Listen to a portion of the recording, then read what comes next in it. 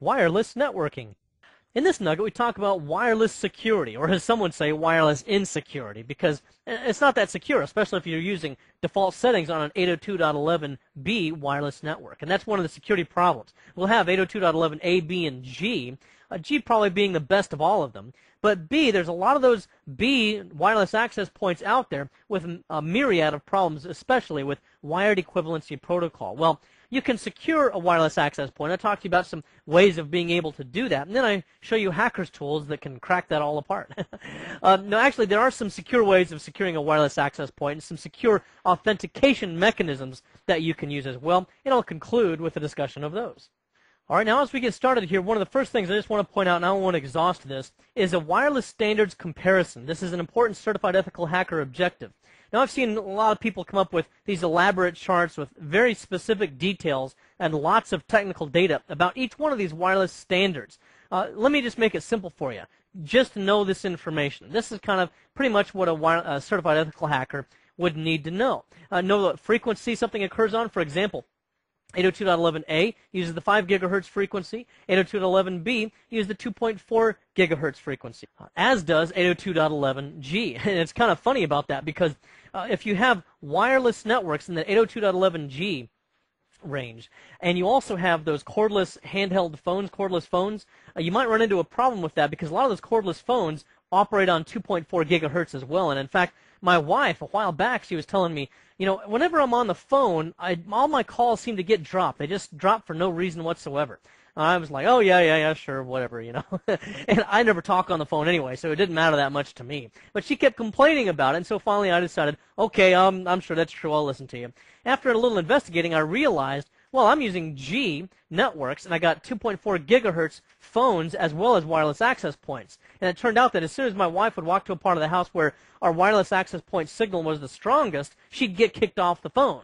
So all I had to do was go out and buy $100 worth of new phones in the 5.8 gigahertz range, and now everything works fine. But that is still an issue because hackers can use that kind of a thing to really wreak havoc with the network by interfering with these signals or setting up rogue access points and that kind of thing. Well, also there's the data rate. How fast do they go? 54 megabits per second, 11, and 54. Probably for the future, the prevailing rate that we're going to be seeing is this 54 megabit per second 802.11g, although some network technologies, which are vendor-specific usually, have the ability to compress the data and double the effective throughput of that. At least that's what it says on the box. I doubt if you'll ever get, you know, close to 108 megabits per second, though. But 802.11b, still in an awful lot of small businesses and homes. Don't see it in too many large corporations, but they are out there. The range, 225 feet, you know, most of these go pretty far. We'll see in a little while here how you can go really far with the right equipment. All right, let's get right to it. Let's take a look, first of all, at some of the 802.11 security problems that we have. And I just kind of combined all of our wireless technologies, which are going to include 802.11a, b, and g. And there's other kind of subsets and so forth, but that's the only ones we're really concerned about in any degree. And really, it's mostly b and g. One of the first things you'll see here with security problems is something called disassociation.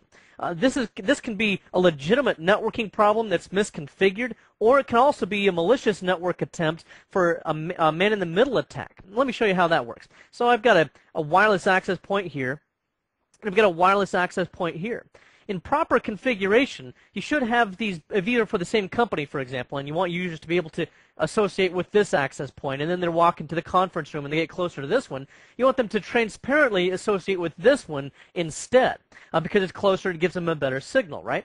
Well, what you want to do, and this is the ideal way to configure wireless access points, which operate on channels 1 through 11 in the United States and 1 through 13 in Europe, and then in other countries they go up into the 20s somewhere, but we'll consider mostly just the 11 channels. Well, ideally what you want to do is to set this one up 5 channels away from this one. So if this one's on channel 1, then you'd want to set this one up on channel 6.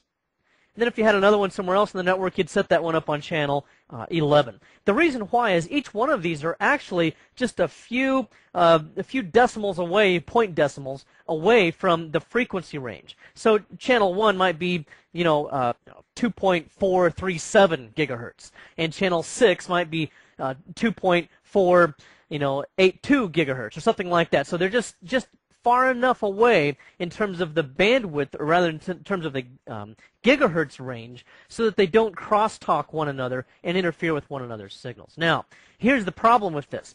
What if we misconfigured a wireless access point because people kept complaining, hey, on the way to the conference room, I keep losing signal? Well, maybe we put another one in here on channel 2. Well, that's too close to channel 1 for sure, and we're going to get crosstalk. And what's going to happen is people are going to constantly get that thing down the future tray that says, that it's detected a wireless network, and it's going to say, wireless network detected. Do you want to connect? Yes or no? That kind of thing. Well, that's going to lend itself to a lot of user confusion. Whereas if you have these far enough away in terms of the channels that are being used, it should just go transparently from one to the next. Also, if you're in the unenviable place where you happen to be in that little cubicle that's right between this access point and this access point, all day long you're going to switch access points and you're going to have network problems, you're not going to have complete file transfers, and it's going to really just wreak havoc with whoever happens to sit in that cubicle. Well, that's misconfigured in terms of administration, but a hacker could also do this. And these wireless access points are small nowadays. I mean, my wallet is about the same size as some of these wireless access points. If I'm a malicious user and I'm mad at my company, I can just set that wireless access point up on a conflicting channel, or even on the same channel, and I can attempt to hijack sessions, or I can just kick people off because of dissociation. So this is a real problem, and it's not really just a hacker problem. It's really a misconfiguration problem that a lot of administrators misunderstand.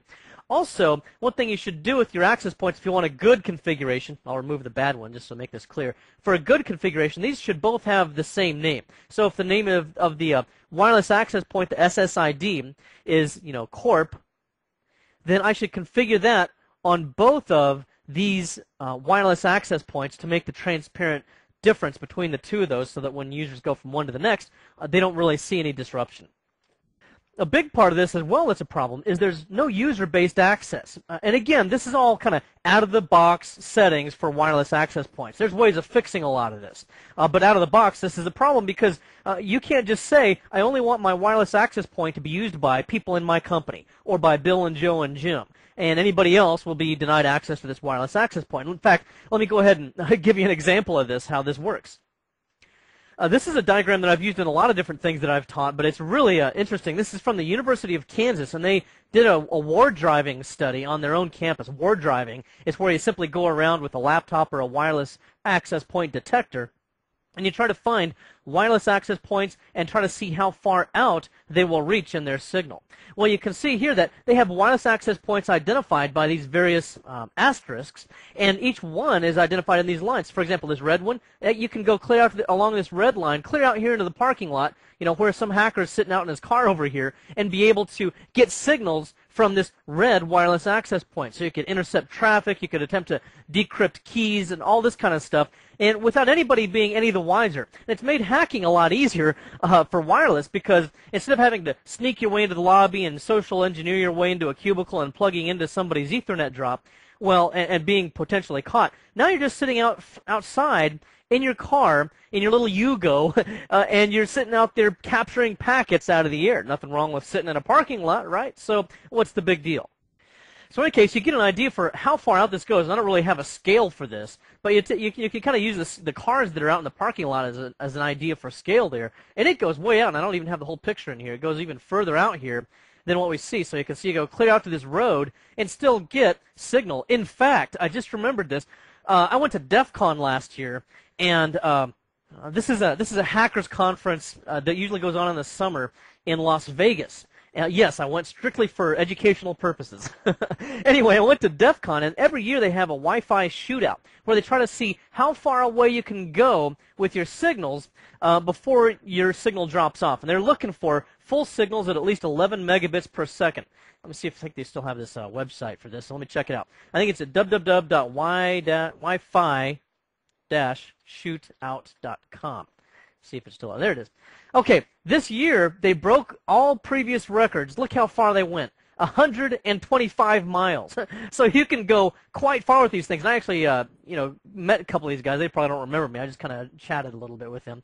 And I saw them when they came back with this trailer and this truck. And on this truck they had this big old parabolic-looking satellite antenna. That's how they were able to send and transmit these signals from 125 miles away. And in the past, The only thing that's really stopped them is some kind of obstruction, because what they have to do with this is they focus it into a beam so that it's not a scattered range, that it's a very, very narrow focus. And usually they just wind up getting in the way of hills, get in the way, or buildings or something like that. And that's the advantage of being out in Las Vegas, is there's so much flat desert that they can get pretty far there. And then here's some other information about this whole thing. It was a pretty cool little contest that they had. And each year they try to see who's able to get out there the furthest. So in practical implementations, how does this far-reaching wireless access points that can even if they only go a few hundred feet, how does that affect us? Well, I'll give you a good example. A few weeks ago here, I went around my block. This is my neighborhood. I went around the block, or if you want to call it a block, it really looks, I don't know, more like an amoeba. So I went around the amoeba, and I decided to take my laptop with me, and I just used a consumer off-the-shelf version of a wireless access card, network card. It's just a Linksys. And I wanted to see how many signals I could get as I go around the block. Well, I, of course, picked up my own outside of my house, and then I went down the corner here, and I didn't get much down here, but by the time I got around to here somewhere, I was picking up several different wireless access points, and they weren't very smartly named either. Let me show you what I found. I just took a screenshot of what I was able to find, and of course I erased out the people's names here, because a lot of people will just name it according to their last name. Like if I wasn't being smart, I'd name mine Conrad Wireless or something like that. Well, I don't think I want people to know exactly who that belongs to. I go to a lot of small companies, and when I'm more driving, and they'll also have the name of their company. I went to a financial services location one time. Actually, I was just away on vacation, and my laptop just happened to pick up a broadcast signal from a wireless access point, and it was a major financial company that was broadcasting their signal, letting me know that I could be free to hack into it anytime I wanted to. Not that I did.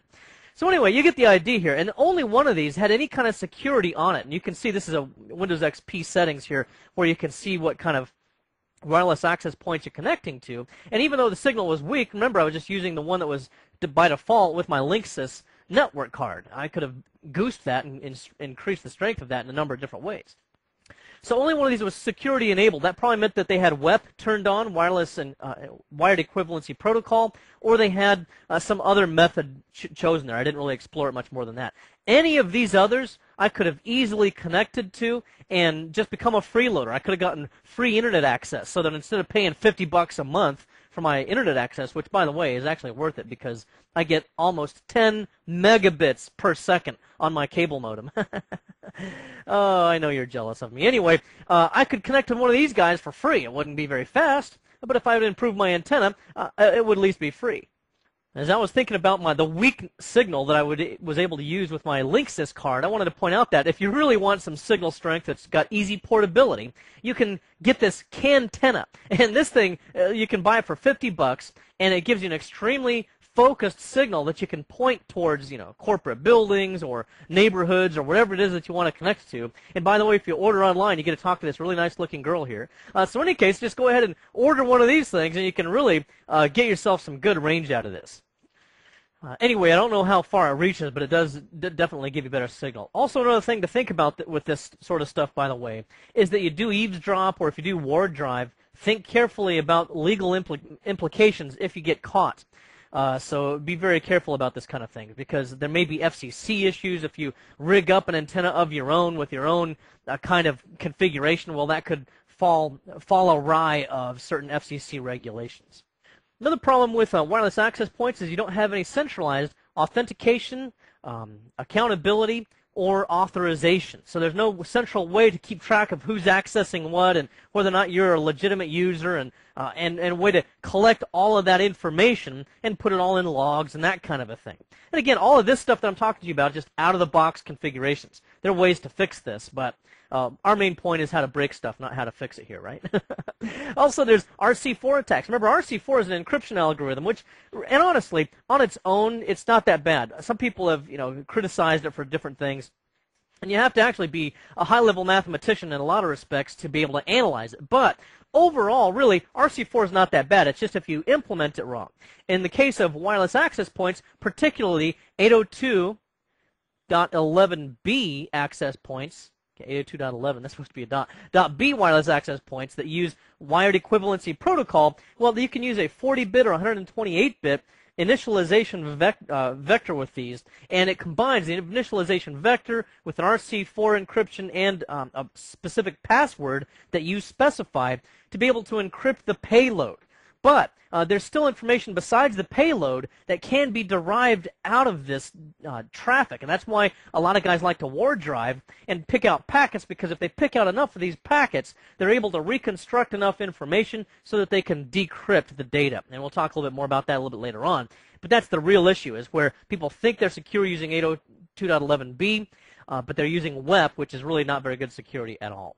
Also, there's an issue of extended authentication. And this is simply where we extend the authentication outside of the access point, so that the access point itself is not really performing the authentication. A central location of some kind is instead. Could be something like a radius server, or some kind of a certificate solution, or PEAP, which is Password Extensible Authentication Protocol, which is something that Microsoft favors. So there's other ways of doing that, but again, out of the box, you don't get that. Also, there's an issue of key management. What if we do suspect that somebody's used a hacker's tool to crack our WEP key, and we just haven't upgraded to 802.11g or any more secure solutions? If we suspect that someone's cracked that and they're freeloading off of our network or eavesdropping, I got to go change the keys on all my access points now. Well, how many access points do I have? You know, you might have to go through a lot of different access points in a larger organization, and it'd be much simpler to just change the key in one location, or to use a centralized authentication mechanism so that you don't have to go to all your access points and make those changes. Now then, before we go about the business of breaking apart a wireless access point and all the security that people think they have, let's first of all talk about how you would want to secure it if you can. And these would even be good tips for in your own home. First thing you'll want to do is to turn off the SSID. That's the service set identifier, and that identifies the name of the wireless access point, so to speak.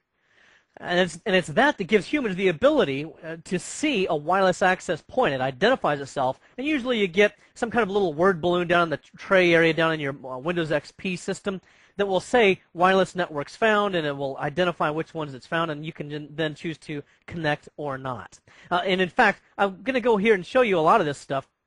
Here I've just got a Linksys router, and the only thing I've changed on this one is I've changed its IP address and its range so that I can communicate with it and show these demonstrations to you. This is an out-of-the-box Linksys router, and it's a wireless G broadband router. So this is going to give us capability of being more secure than just a plain old B, 802.11b network.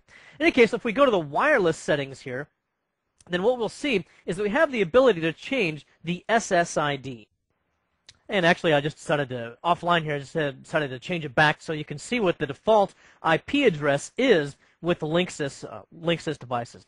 Now, the 10 dot address I had earlier, as well as the 192.168.1 address range, are all private IP address ranges, so they're not useful on the internet. And that's why we're using this as a router, because it'll route from our private internet on this family of addresses out to the public on public internet addresses. Now, let's get to the business of wireless here. So you just click on wireless, and with this one, what's the wireless network mode? Well, it says mixed.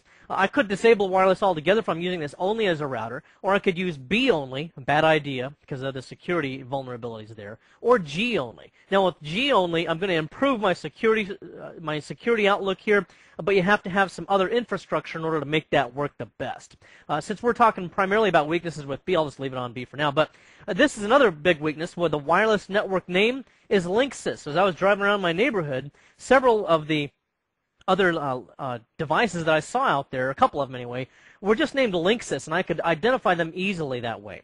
Now, the only reason why I would leave this Linksys is if it was actually some other kind of a wireless access point, like a 3Com, or a Cisco, Aeronet or something. And then that way, you know, I might, for a brief period of time anyway, trick people into thinking that it's something else, and that way they might try to launch the incorrect exploits against it. Here's where the channels are, and I told you earlier, they're all incrementally different within the gigahertz. That's why we don't want 1 and 2 the same, or on two different neighboring wireless access points, because they're too close and they can get crosstalk. So you usually want 5 channels of separation, and that's just a practical administrative tip for you on that one.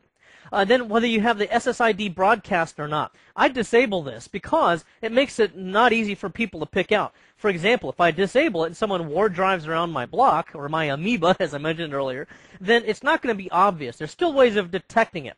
When an initial association is made with the wireless access point, Even if this is disabled, the SSID still goes out initially.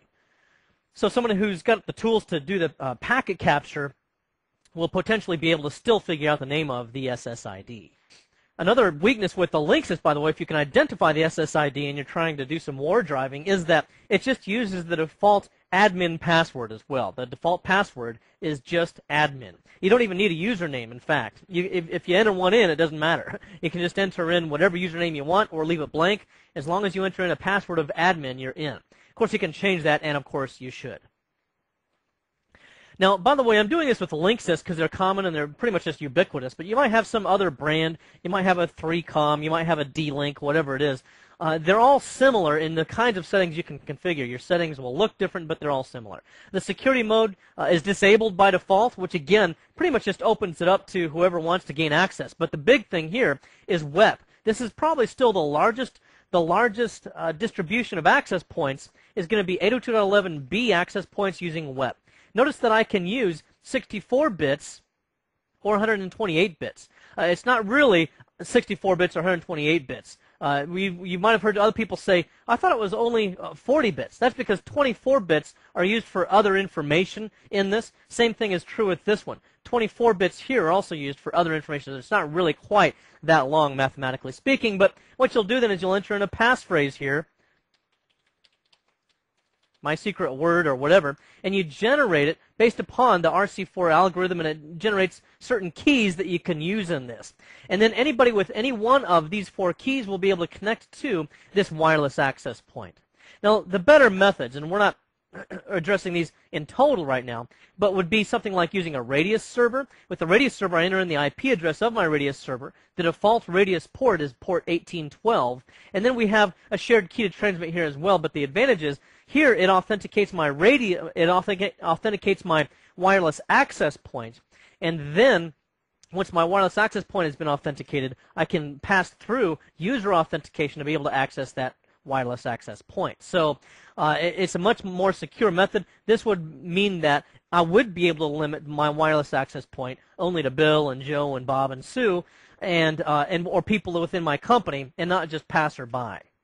Another thing you can do, and this is something that I favor, is the Wi-Fi Protected Access Pre-Shared Key using TKIP, and you can also use AES, which is a very advanced encryption standard. But TKIP is Temporal Key Integrity Protocol, and you just enter in the shared key here.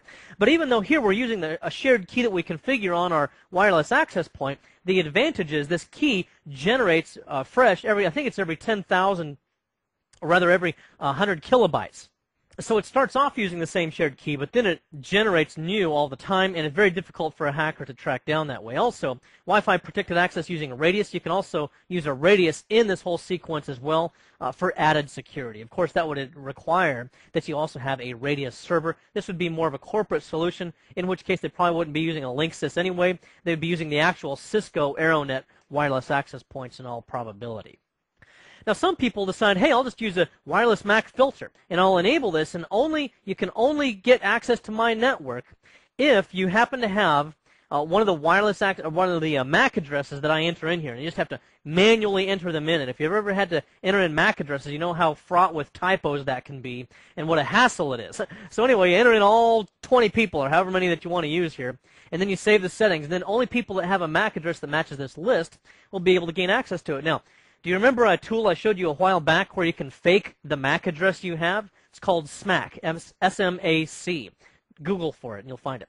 Well, all I have to do is to sniff network traffic, find one of the MAC addresses that has access, and change my MAC address to that, and then I'm in. Now, another thing I recommend over on the administration page is, of course, you change the password, not from admin. You don't want to use admin. You change it to something else that you know. And then I also recommend that you use HTTPS. There's actually a certificate inside of this access point that will allow you to use HTTPS sessions so that you don't have eavesdropping going on. And, of course, that's recommended for obvious purposes. So go ahead and enable that. And then if you want to, and this is just something that's a matter of convenience, but you got to be careful about this, you can enable remote management. And I'm going to click OK. That's just telling me not to use the default password there. But I could click enable this after I've changed the default password, and then I could put in a management port of my own choosing, again using HTTPS if I want to. And then from across the internet, I could I could open up a browser, put in my public-facing IP address here, and then it would allow me to make a connection through the port that I specify right there. So again, ways of being able to make a connection securely, or at least reasonably securely. And then continuing on my list here, as I mentioned earlier, if you do have to use WEP, at least make it 128-bit. That way you're not, low-hanging fruit and easier to crack. You might take, days or weeks for people to crack this. Although there are some inherent weaknesses in WEP that I mentioned earlier that have been further exploited that might make that even that a little bit faster. But we talked about SNMP in an earlier nugget. Remember, the default password for SNMP, or default community name, is public and then private for read-write access to the SNMP. Make sure you change those community names on your device if it gives you that capability.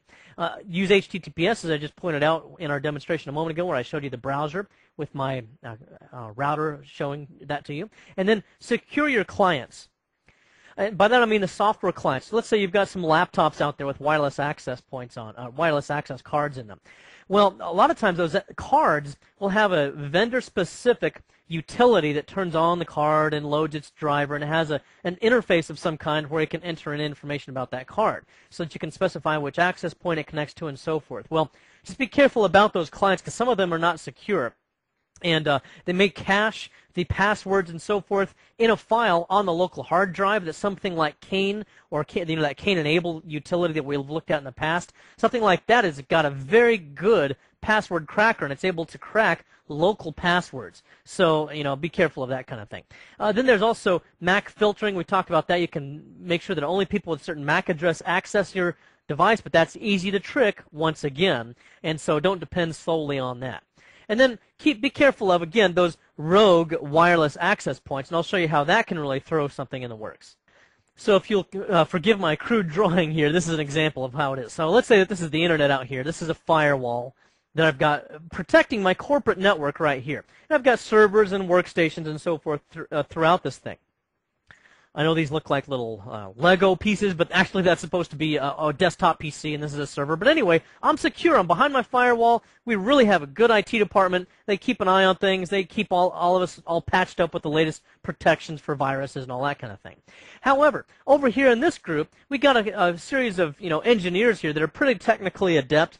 And they say, we have to go back and forth between each other's offices in the conference room, and we always have to unplug the drop cable and then go back into the conference room and plug the patch cable back in and back and forth, and always having to unplug their laptops, so they get tired of that. And they say, hey, let's just go ahead and install our own wireless access point here. And we'll plug it into a cable that connects to this network so that we can still have access to our server here, our file server, where we can get our schematics and drawings and all that kind of stuff. Well, that's very convenient for these guys. But if they just leave it with the default settings, my little hacker sitting out here in their Yugo out in the parking lot, they can now pick up signals from this wireless access point and be able to eavesdrop on that network. And this, in turn, then, totally circumvents our firewall solution and everything else, and we now have directed access to that network as if we were physically connected to an Ethernet drop somewhere in the building. Now, another thing I found that might be effective against blocking people that are eavesdropping from a distance away into your wireless network, even for home use, is if you go to this force field wireless. I haven't actually tried this, but it looks kind of interesting. Defend Air Radio Shield Paint Additive. You add this to your paint. It includes medical particles in it that will block radio signals. So, therefore, if you paint your walls with this, apparently it's supposed to block your wireless signals from escaping, and you, of course, have to coat the windows as well with their window shield to protect wireless network signals from escaping from your building. Other things you could do would be to just point your signals, point your antennas in towards the interior of your building and centrally locate your access points. But I have found that this stuff works really great also for blocking interstellar signals from space so that aliens can't read your mind and plant thoughts in your head and things like that. Now then finally, I'm going to talk to you about some of the hackers' tools that can be used to circumvent the security, and especially, again, for 802.11b using wired equivalency protocol. Of course, you can use an 802.11g wireless access point and still use WEP. It's just that, why would you? I mean, it would be kind of dumb. But there's a lot of dumb people out there, so it's still a possibility. Anyway, one of the things you would use would be NetStumbler. The advantage for using NetStumbler, because there are a lot of products that will do what this does, but this one is kind of a ward driving tool. You load your laptop up with NetStumbler, and it has a Windows version. You can go around, and it will allow you to identify any wireless access points that it sees. It's pretty good about identifying them and interpreting the results. Another thing I like about it is it also interoperates with GPS, so that you can even locate it specifically on a GPS map, and it'll identify the exact coordinates. A lot of hackers use this kind of thing with the GPS coordinates to exchange data. Another program that also works with GPS, if you want, is something called Kismet. This is a Linux tool, or a Unix Linux tool. The thing with this one is that it not only allows you to do ward driving with it and with GPS, but it also is a packet capture utility. So it's a tool like this that could be useful for capturing packets so that you can then later attempt to decrypt them. And then this Prism 2 dump is also just another sniffer that you can use for wireless networks. Ethereal also, again, obviously another sniffer. This is still, my preferred sniffer, because once I've got the appropriate drivers configured, I can use my wireless network card to sniff using any one of these utilities. But if I've already got Windows loaded, WinPCAP, and Ethereal, then that's an easy way to go.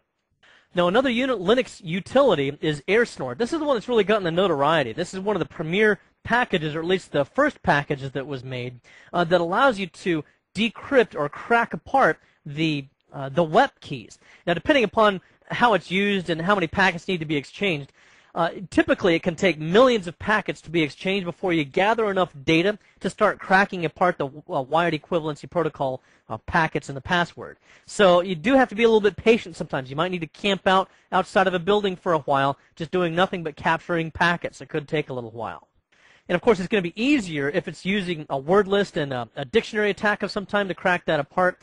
If it's going to be a lot harder, however, if you have to brute force it, and that can take weeks to crack that apart using brute force. However, there is another tool that's recently come out called AirCrack, and I'll just add this on to the end here, AirCrack. And this one has come up with some kind of a new algorithm or something like that that's able to use only about 500,000 bits of data, packets of data, to be able to crack apart the 128-bit keys.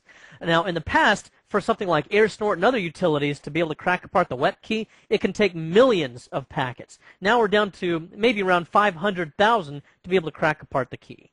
Let me close out with also discussing a little bit more about authentication. Now here, I'm really talking more about how to secure your wireless networks rather than how to break them apart, because that's really kind of trivial anymore, at least if WEP is in use. So that's not really too big of an issue. However, most of us have wireless access points in our home or in our office, and you do probably want to know how to secure those a little bit better. So Wi-Fi protected access using TKIP or Advanced Encryption Standard. Strongly recommend that method. Very difficult to crack on a rudimentary basis, at least. There's also Leap. Now, this is going to be a little bit more of a corporate solution. You'll find this on Cisco wireless access points. This is just their implementation of 802.1x, which I'll address shortly here. It's pretty strong, with the exception of one single utility that's written by a guy named, I think it's Brian Bartow that wrote this. But this ANWRAP utility, ANWRAP, is going to be a dictionary attack tool that you can use against Leap-enabled Cisco wireless devices. And unless this password's been very good on that wireless access point, it is possible to crack it using this tool, so be careful of that. Make sure you just have a good password is all. Also with PEEP, this is something called Password Extensible Authentication Protocol. This allows you to get onto a wireless network based upon your Windows credentials, and I'm mostly thinking of a Microsoft solution with this in Active Directory. Using PEEP, you get your credentials. Once you've logged on, it also downloads a certificate to your computer, which you can then use, and you can kind of leapfrog from PEEP down to an even better solution, which is 802.1x. PEEP uses MS Chat version 2 to perform its transaction, and then ultimately to get the certificate after the authentication has taken place. And then 802.1x is a step even better. This is going to require certificates for the specific computers to be able to communicate on the network. That will help to prevent just an eavesdropper, because if an eavesdropper doesn't have one of your certificates, then they won't be able to gain access. Let me point out also that people often mistake this for a wireless protocol of some kind, because we got 802.11a and b and g. Well, first of all, it's easy for your eyes to play tricks on you here. It's not 802.11x, it's 802.1x. And I even have a lot of hackers that get this mixed up. This is not a wireless issue. In fact, if you go here to your local area connections on your wired network card and go to its properties and choose authentication, you see that you can enable 802.1x authentication for this network, and then you have to have a smart card or some kind of a certificate or PEEP in order to be able to, or MD5 challenge, you have to have one of those security methods in order to be able to communicate on the network. And the details of all of this are well beyond certified ethical hacker, but I want you to be aware of that so that you're not out of context for security solutions using one. Now then, to conclude, as a free bonus, so to speak, I thought I'd take you to this website. This is just an FYI. A lot of times, I can't get creative enough or complicated enough to think of some strange, difficult-to-guess password and all that kind of stuff. So what I do is I go to this website, winguides.com, security password, and you see the URL up there. Just tell it how long you want your password to be, and then what kind of characteristics you want that password to have. You know, numbers, letters, punctuation, what do you want? And then you just click on Generate Password. Now, one thing you might think about here is, wait a minute, if I generate a password, then it's going to give me, you know, some password. Okay, great, there's a good password, but that was just passed in the clear. Couldn't I secure that somehow? Sure. You can go to their SSL secured version of the password generator, and at this point, now I'm on a secure website, notice HTTPS, and I'll be able to do a secure generation for this. So I'll go ahead and enter in my password again here, or whatever I want, what characteristics I want it to have. And now I've got a password that's been generated for me. And it's, you know, it's given out in phonetics like this so that you can easily identify it. Charlie Hotel 4 Papa Hash November. Feel like I'm an Army Ranger or something like that. But anyway, you just take your password then and you just, you know, copy it out here. And you can put it into wherever you want to place it for your security. And of course, I'd actually use more characters than that, but it's easy enough to generate with this security guide for Windows. In this nugget, we discussed wireless access points and wireless insecurity, so to speak. And we started off with a discussion of the various 802.11 versions, A, B, and G, and some little statistical information about them, as well as security problems inherent particularly with 802.11b and the wired equivalency protocol, which can be easily cracked given enough time. We also talked about securing a wireless access point. How would you really want to do that? And I kind of went over this information about securing a wireless access point because a lot of us actually have those in our home and so forth, and want to make sure that we're as secure as reasonably possible in our neighborhoods. And then hackers' tools that can crack apart that security that we thought we implemented. Mostly these are still only effective against Leap for one of the tools using NRAP, and also something like AirCrack or something like that for web security. Also, we took a look at authentication mechanisms, including 802.1x, which, by the way, I might point out is what Microsoft uses on their campus, to my knowledge, because I've been up there a few times and talked to them about their wireless networks. But anyway, they do use some implementation of 802.11x, and to my knowledge, unless they're just being coy about it, they've never been hacked using 802.11x, 802.1x, so pretty strong. Well, I hope this has been informative for you, and I'd like to thank you for viewing.